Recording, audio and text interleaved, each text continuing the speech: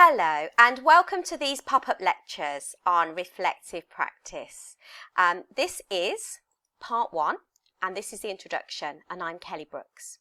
So let's start with the learning outcomes. So in these sessions we're going to explore critical reflection and how it can be used and applied to your academic submissions.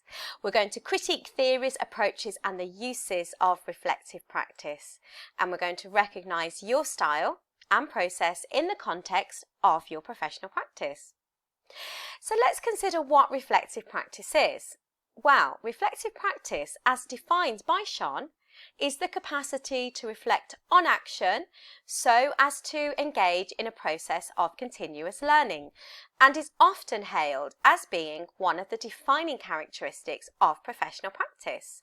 And if you consider people that have worked in a particular industry for a certain amount of time, their experience is down to that process of continuous reflection.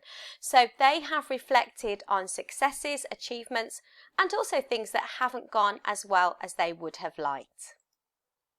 Okay, so Jasper tells us that reflective writing, which is something you will be required to do, has become established as a key component of reflective practice and essential to the notion of learning from experience. And Jenny Moon reminds us that reflection is learning and learning is reflection. And we can't learn deeply unless we do reflect on what we are learning. Okay, Sean again reminds us that reflection in action is to reflect on behaviour as it happens, whereas reflection on action involves reflecting after the event to review, analyse and evaluate a situation. And this is something you are encouraged to do in your process. Dewey, my favourite, gently reminds us that we live not in a settled and finished world. And it is important to remember that our beliefs and values continually evolve and adapt throughout our professional journey.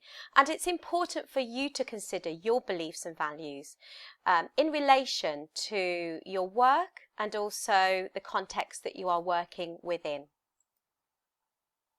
Okay, I want to encourage you now to ask yourself the following questions. What is reflective practice? So you might want to explore some definitions, including a dictionary definition.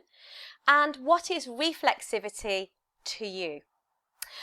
What have your experiences been of reflective writing and activities so far? Okay, that's the end of part 1, and I shall see you in just a minute in part 2. I'm Kelly Brookes. Please email me if you have any queries. I shall see you in just a moment. Thank you and goodbye.